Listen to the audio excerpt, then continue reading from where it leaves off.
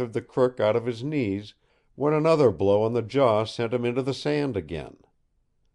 3 times he tried the experiment of regaining his feet, and 3 times he was knocked down.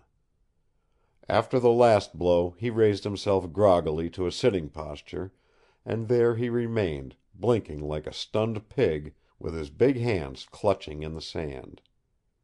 He stared up unseeingly at Carrigan, who waited over him, and then stupidly at the transfixed cordon of men, whose eyes were bulging and who were holding their breath in the astonishment of this miracle which had descended upon them.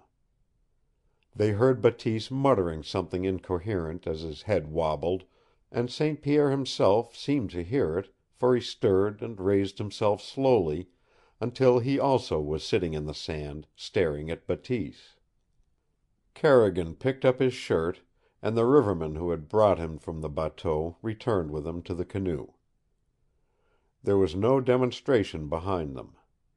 To David himself the whole thing had been an amazing surprise, and he was not at all reluctant to leave as quickly as his dignity would permit, before some other of St. Pierre's people offered to put a further test upon his prowess. He wanted to laugh.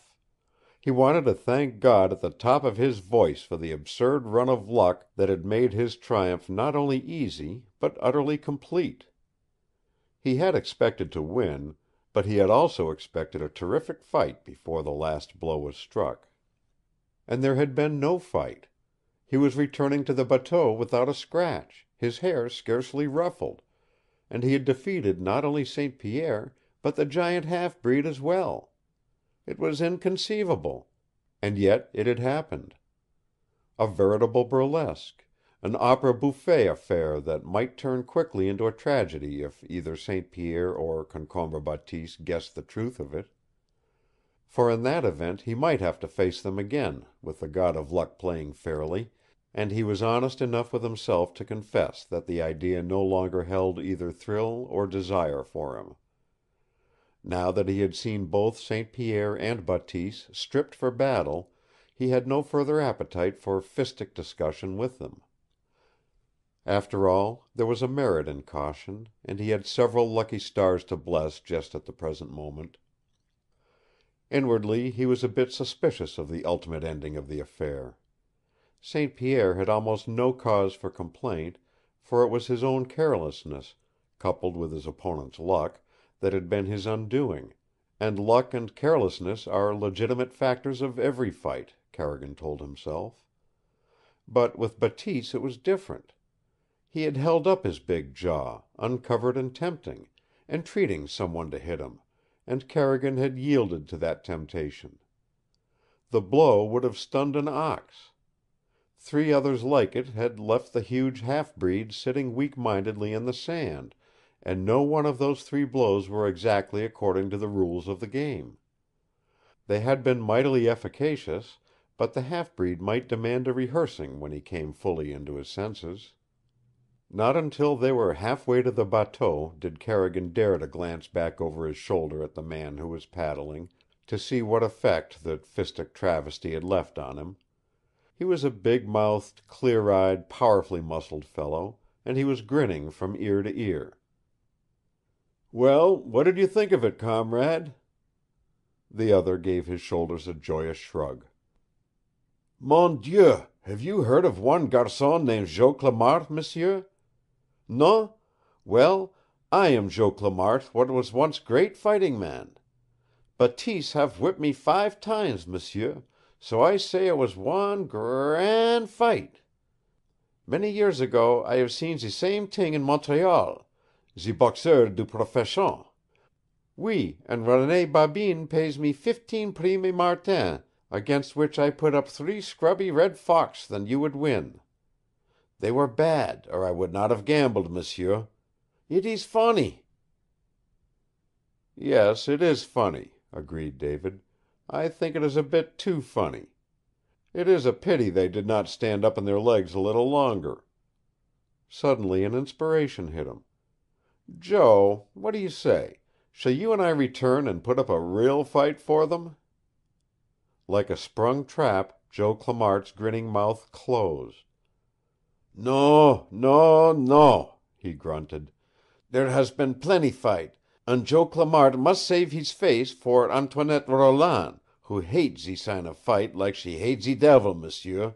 No, no." His paddle dug deeper into the water, and David's heart felt lighter. If Joe was an average barometer, and he was a husky and fearless looking chap, it was probable that neither St. Pierre nor Bateese would demand another chance at him, and St. Pierre would pay his wager. He could see no one aboard the bateau when he climbed from the canoe. Looking back, he saw that two other canoes had started from the opposite shore. Then he went to his cabin door, opened it, and entered. Scarcely had the door closed behind him when he stopped, staring toward the window that opened on the river. Standing full in the morning glow of it was Marie Anne Boulain. She was facing him. Her cheeks were flushed. Her red lips were parted. Her eyes were aglow with a fire which she made no effort to hide from him. In her hand she still held the binoculars he had left on the cabin table. He guessed the truth. Through the glasses she had watched the whole miserable fiasco. He felt creeping over him a sickening shame, and his eyes fell slowly from her to the table. What he saw there caught his breath in the middle. It was the entire surgical outfit of Nepapinas, the old Indian doctor. And there were basins of water, and white strips of linen ready for use, and a pile of medicated cotton, and all sorts of odds and ends that one might apply to ease the agonies of a dying man. And beyond the table, huddled in so small a heap that he was almost hidden by it, was Nepapinas himself, disappointment writ in his mummy-like face as his beady eyes rested on David. The evidence could not be mistaken. They had expected him to come back more nearly dead than alive, and St. Pierre's wife had prepared for the thing she had thought inevitable. Even his bed was nicely turned down, its fresh white sheets inviting an occupant. And David, looking at St. Pierre's wife again, felt his heart beating hard in his breast at the look which was in her eyes. It was not the scintillation of laughter, and the flame in her cheeks was not embarrassment. She was not amused. The ludicrousness of her mislaid plans had not struck her as they had struck him. She had placed the binoculars on the table, and slowly she came to him. Her hands reached out, and her fingers rested like the touch of velvet on his arms.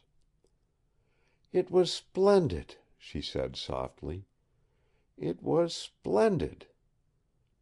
She was very near, her breast almost touching him, her hands creeping up until the tips of her fingers rested on his shoulders, her scarlet mouth so close he could feel the soft breath of it in his face.